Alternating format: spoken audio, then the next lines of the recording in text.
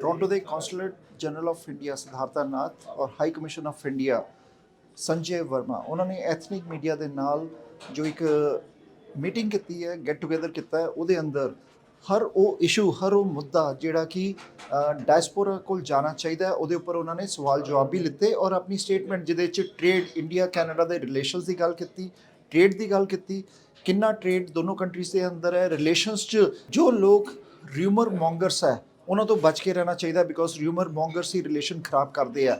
ਔਰ ਉਹਨਾਂ ਨੇ OCI ਕਾਰਡ ਦੇ ਬਾਰੇ, ਅੰਮ੍ਰਿਤਸਰ ਕੈਨੇਡਾ ਤੋਂ ਅੰਮ੍ਰਿਤਸਰ ਦੀ 에ਅਰਲਾਈਨਸ ਦੇ ਬਾਰੇ, ਹੋਰ ਵੱਖ-ਵੱਖ ਮੁੱਦਿਆਂ 'ਤੇ ਸਾਰੇ ਉਹਨਾਂ ਨੇ ਸਵਾਲ ਲਿੱਤੇ ਔਰ ਜਵਾਬ ਦਿੱਤੇ ਬੜੀ ਇਫੈਕਟਿਵਲੀ। ਉਹਨਾਂ ਨੇ ਇਹ ਵੀ ਕਿਹਾ ਕਿ BLS ਦੀ ਸਰਵਿਸਿਜ਼ ਦੇ ਉੱਪਰ ਕਿੱਦਾਂ ਉਹਨੂੰ ਇੰਪਰੂਵ ਕਰ ਸਕਦੇ ਹਾਂ, ਜਿਹੜੀ ਉਹਦੇ 'ਚ ਕਮੀ ਹੈ ਉਹਨੂੰ ਕਿੱਦਾਂ ਅਸੀਂ ਟੈਕਲ ਕਰ ਸਕਦੇ ਹਾਂ। ਅਸੀਂ ਦੇਖਦੇ ਹਾਂ ਸਾਡਾ ਜਿਹੜਾ ਸਵਾਲ ਪੁੱਛਿਆ ਗਿਆ ਉਹਨਾਂ ਤੋਂ ਉਹ, ਔਰ ਉਹਦੇ ਬਾਅਦ ਉਹਨਾਂ ਨੇ ਜੋ ਆਪਣੇ ਓਪਨਿੰਗ ਰਿਮਾਰਕਸ ਦਿੱਤੇ ਉਹਦੇ 'ਤੇ ਵੀ ਗੱਲਬਾਤ ਕਰਾਂਗੇ।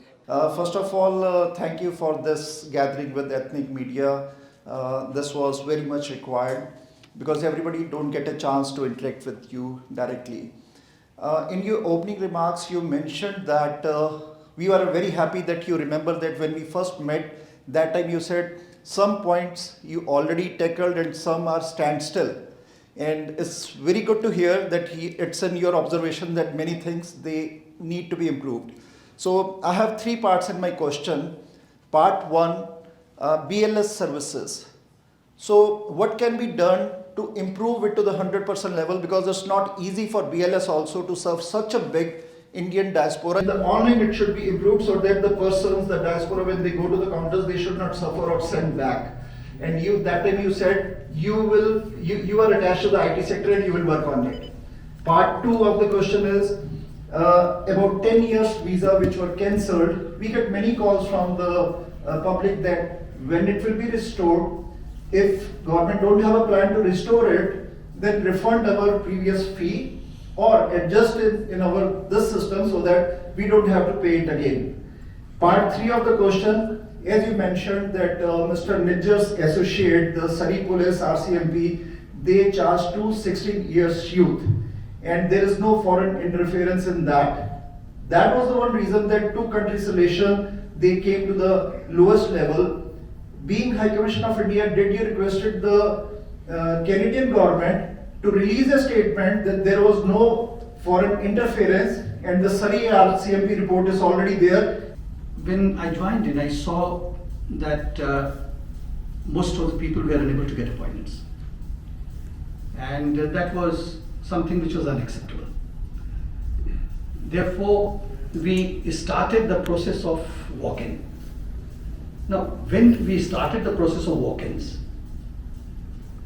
walk-ins can only be accommodated if there are cancellations in the appointment. The appointment is taken to the 100% capacity of what the BLS can offer. So some days there could be 10% cancellation, some days there could be 30% cancellations. So depending on that, the number of people who could be entertained from walk-in would vary. And knowing that there will be a lot of criticism, we took that policy step because we thought that it will help at least some people. And we tend to continue with that at the moment. Unless there is a vigorous shout out from the diaspora that we don't want walk-in, then we'll go back to 100% appointments. On approaching various pockets of diaspora, all of you know very well that we started with largely Toronto, Montreal and Vancouver, Greater Vancouver, Greater Toronto.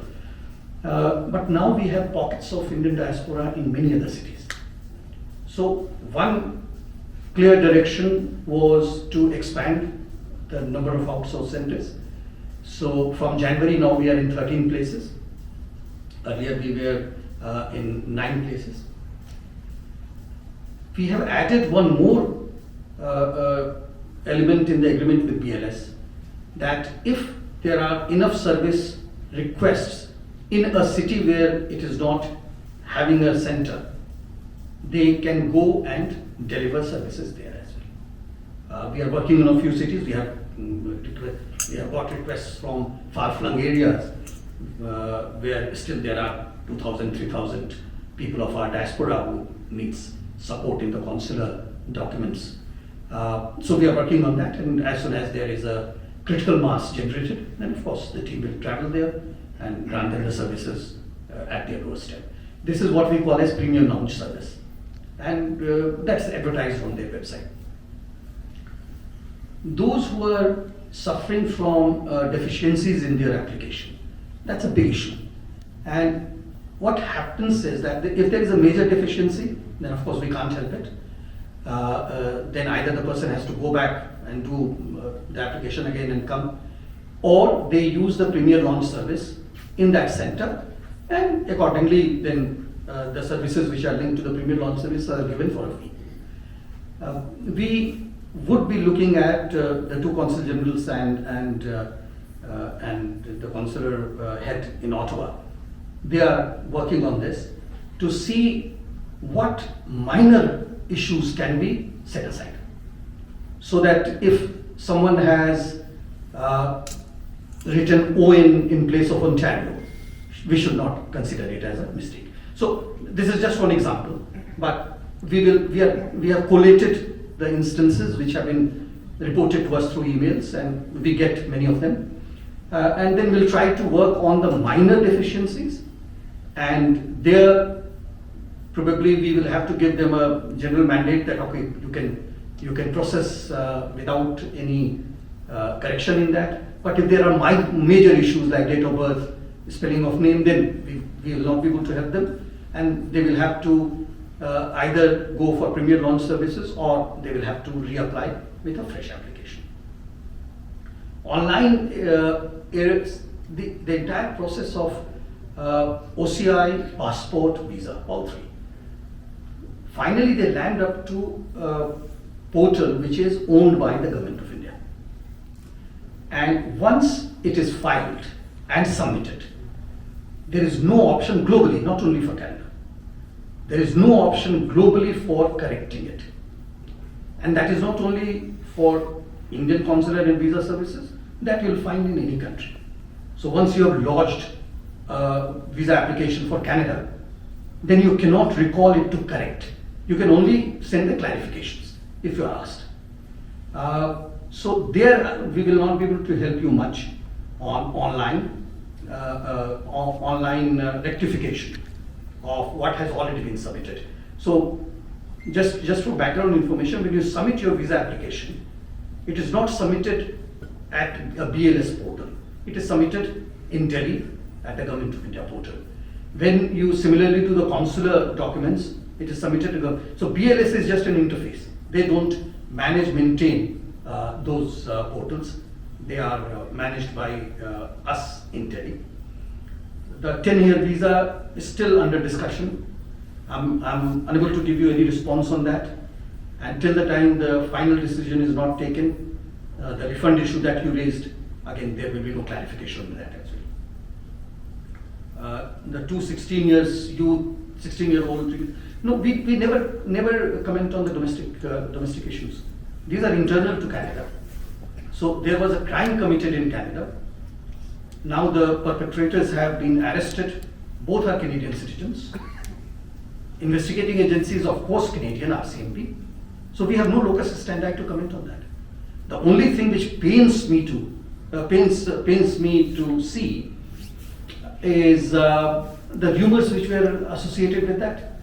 1st of February, the gunfires were sort of pushed into the home of Mr. Simranjit Singh, and on same day, it was the rumor mill was doing rounds that it is Government of India which has done it, and I by name that I have orchestrated it. So, and they, even after this announcement, I don't think they have learnt a lesson that they didn't have to pay any cost to that. But what they did while doing so, they had hate speech delivered, and they defamed both India and me. Both of these are crimes under appropriate provisions of the Canadian Criminal Code. But again, till the time such Rumour Mongers do not pay the cost, I don't see anything stopping them. After my Japan assignment, I'm getting used to this now. There the agenda was very different. Here half of my time goes into just looking at those rumors. So no, we did not request RCMP to do anything. They are an independent investigating agency, and we have no right, no legitimacy to ask the Canadian government to do a thing in a certain manner. मृत शरीर जो उनका है उसको भेजा जा सकता है, ऐसी बात नहीं कि वो नहीं है. उनके कुछ अपने कंडीशंस हैं जिनको हमें देखना पड़ेगा, और उसके आधार पे ज़्यादातर इसमें जो है वो है उनके परिवार का इनकम. ये एक बहुत बड़ी चीज़ उसमें आ जाती है, और 2-3 और कंडीशंस हैं. तो वो जैसे ही हम उसमें देख लेते हैं कि हाँ ये उसके तहत आ रहे हैं या नहीं, अगर वो होता है तो फिर उसको सोचा जा सकता है. Are downloadable. So once you have applied for it, you don't need to wait in India for it. You can download PAN card, which is ePAN as it is known as well as you can download Aadhaar card, which is e-Aadhaar, or M-Aadhaar, mobile Aadhaar is also there, once you have applied. So you only need to put in your application. You don't need to wait for it to be delivered to you. So that was one thing I thought I'll clarify. This clarification is useful because till the time we are not able to do it 3 to 4 weeks time, you will get an intimation through email or SMS if you happen to have an Indian phone number. But for both of them, you will need an Indian phone number, because the SMSs, all the authentication SMSs will come on the Indian phone number. So it can be done. बहुत अच्छा आज लगा अपने ethnic media के लोगों से मिलकर आज यहाँ पे, और हम लोगों ने बहुत सारी चीज़ें डिस्कस की जो कि हमारा जो समुदाय यहाँ पर है, जो भारतीय डायस्पोरा है, उनके लिए बहुत इम्पॉर्टेंट है वो एलिमेंट समझना, और फिर उस पर सजेस्ट करना हम लोगों को कि आगे क्या करना चाहिए. बस आप लोगों से एक ही गुजारिश है कि आप लोग इंटीग्रेट हो कैनेडियन सोसाइटी में बहुत अच्छी तरह से. इंडिया कनाडा का जो रिश्ता है आपस का, उसको और सुदृढ़ करें, उसको और आगे लेकर जाएं, ताकि कल आपको भी अपने आप पे फ़ख्र हो, और भारत और कनाडा को तो आप पर फ़ख्र हो ही हो. एक आपसे और गुजारिश है हमारी कि ये जो र्यूमर्स उड़ते रहते हैं बहुत तरह के, उनसे इन्फ्लुएंस ना हो, और उनसे बगैर इन्फ्लुएंस हुए आप अपने रास्ते पे चलते रहें और भारत और कनाडा के अच्छे रिलेशनशिप को आगे बढ़ाते रहें. जैसा कि आप जानते हैं, हाई कमिश्नर संजय कुमार वर्मा जी ओटावा से इस आज के मीडिया इवेंट के लिए आए हैं. यहाँ उपस्थित सभी मीडिया पर्सनालिटीज़ से मुलाकात के लिए वो उत्सुक हैं. Sir, present in this room are the leading personalities from media houses working in diverse areas, in diverse Indian languages, all the way from Punjabi to Hindi, to Gujarati, Tamil, Malayalam, Konkani, Himachali. So in many ways reflecting the diversity of India, diversity of Toronto here. They are playing such an invaluable role in keeping the community, bringing the community together, keeping the community connected with our roots, and of course entertaining and informing the Indian community here. There is of course another aspect as well. High Commission and Consulate के जो consular services हैं, उनके बारे में जानकारी, उनके updates community तक पहुंचाने में भी आपका हमेशा सहयोग रहा है, इसके लिए भी हम बहुत आभारी हैं. हमें इस बात की बहुत खुशी है कि आज मौका हमें मिला है सब साथ बैठ के बात करने का. हमारी कोशिश रहेगी कि इस तरह के इवेंट होते रहें, जिससे ये कनेक्शन बना रहे. I'll start with the last year's developments. Let's look at the political side first. We were G20 president last year, and therefore a lot of events took place on the G20 platform, as well as a number of events on the sidelines of G20. Ministers went from here, and all those ministers of course participated in the G20 event, but also had sideline meetings with their Indian counterparts and various other meetings. So though they traveled for G20, but we also had good G20 bilateral output from those visits.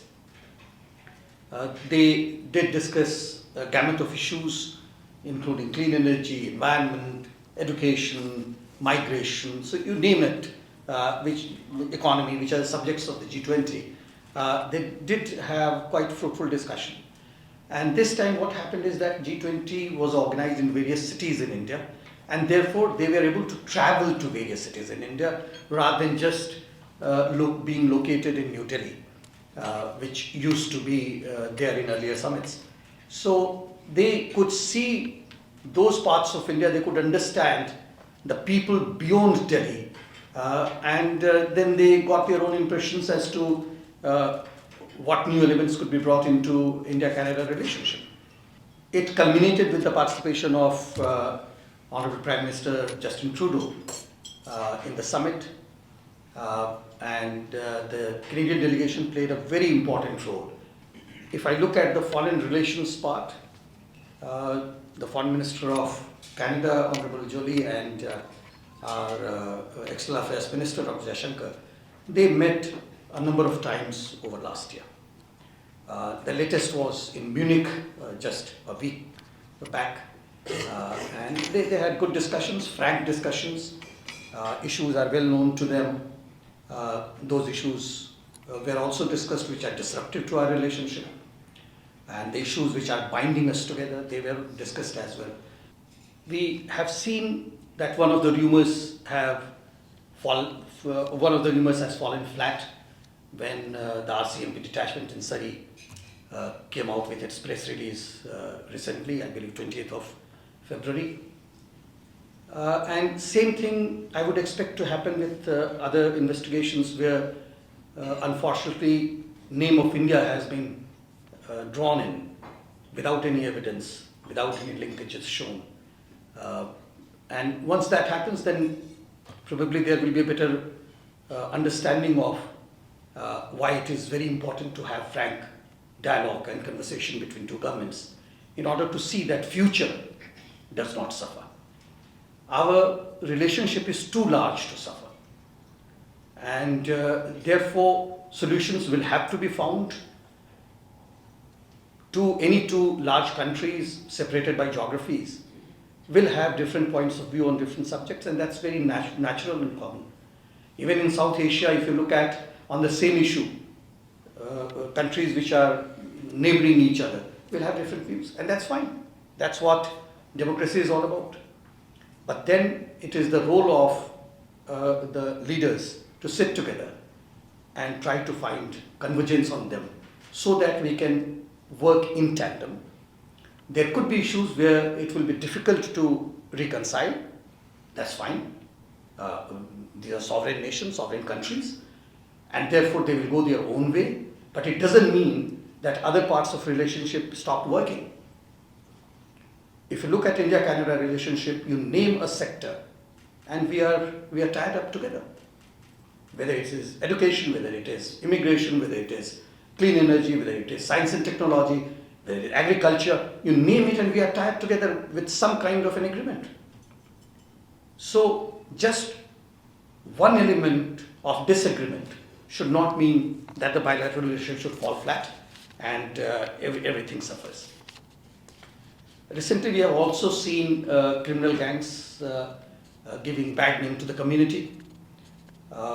And again, whenever anything of that kind happens, anti-India elements would like to utilize that and create kind of ripples of rumors, which are sometimes bought by those who are unaware of the prelude or unaware of the perspective of such things happening. So my suggestion through your media would be for the people to be more circumspect of any rumor that they see or hear. As far as India is concerned, I can assure you that this is not our policy to destabilize any country. We have never done that. In the history, country is being destabilized by many others, but we have never done it. And that is the policy in India which we continue. We are a country of a Satya Kutumbakam. We will not go for that. But those who want to take advantage of a situation which has been created, a scenario which has been created, we'll always try to do that. And we have to be mindful that such rumors don't find their ways into factual information being shared with the community. When I come to the trade and investments, last year was not too bad considering the rumor mills which did what they did to damage our bilateral relationship. So our export to Canada last year suffered by about 11.7%. We went down. And the Canadian exports to India increased by 11.7%. So we decreased by 11.7%, Canadian exports increased by 11.7%. But it is not exactly zero-sum because we had a trade deficit earlier as well. So about 0.5% of total trade deficit remains, which is not very bad considering all the rumor mills which were doing rounds. When I look at the investment side, investment has continued flowing in, despite whatever was being reported here. Some companies, some investors decided not to go public on their investments. Probably they misread the situation, I would say, or they bought into the rumors which were floating around. But investment continued. And today we are looking at about 75 billion Canadian dollars invested in India, most of which are invested through the PFI, the direct portfolio investment. So portfolio investment has been doing well in India for Canadian investors, which are largely the pension funds. And they have gone into areas which are long-term, so infrastructure, energy, startups, which have already become unicorns. So they have gone in for long-term investments and they are reaping high two-digit returns from there. So money is working for them. On the civil aviation side, there have been some new partnerships which have been formed. Last year we saw Brookfield getting the majority shareholding in Bengaluru Airport. Others are also now getting into civil aviation. Bombardier is already a partner. Many components of Airbus comes from Canada for our own D1 and D2 maintenances. So in the civil aviation sector, there is a lot of off and on between the two of us. On the passenger traffic in civil aviation, last year we expanded our existing civil aviation agreement, which now includes 6 cities in India which are defined, 6 cities in Canada, out of which 4 are defined, 2 are yet to be taken a call on. And between these 6 cities on either side, there will be, the agreement allows for unlimited traffic. Earlier, there were 35 flights a week allowed between India and Canada, and though we were operating only 27 between Air Canada and Air India, using Vancouver, Montreal and Toronto, but now it can be expanded if they find commercial reason to expand, and they can take it forward. It doesn't impact the aircrafts which could be taken on contract for unscheduled services. On startups, there has been very good sign of pickup in the collaboration. In fact, University of Toronto with the provincial government and city government had organized an Indian startup pitching event, which did very well, and they selected, if I'm not mistaken, 6 Indian startups. The financial part was not that big, but what happens is that when you have startups which are linked with the startups of Canada, then there are possibilities that it will give rise to a new product which could be then finally made commercial. These could be service-related products or even physical products.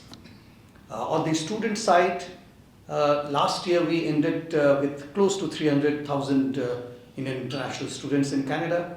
Half of them were studying in various colleges, having non-degree courses, and half of them were in the universities at all 3 levels, undergrad, grad and research fellows. That I would not expect that to come down, but if there are doubts and queries, then I'll be ready to respond to that. In the immigration metrics that we see today, so earlier students had been the largest source of immigration from India to Canada. But nowadays, we are also seeing the number of professionals increasing immensely. And they are not only the IT professionals, they are getting into the chemical engineering job, they are going in service sectors as well in Canada. So the immigration pattern is once again, it seems to be changing, something which used to happen in 1970s. So if we go there, then we will have more professional members in our diaspora here who can then try to link up the two countries because they have worked in India, they will be working here, and therefore they would know how to leverage their employment or job or their vision while living in Canada.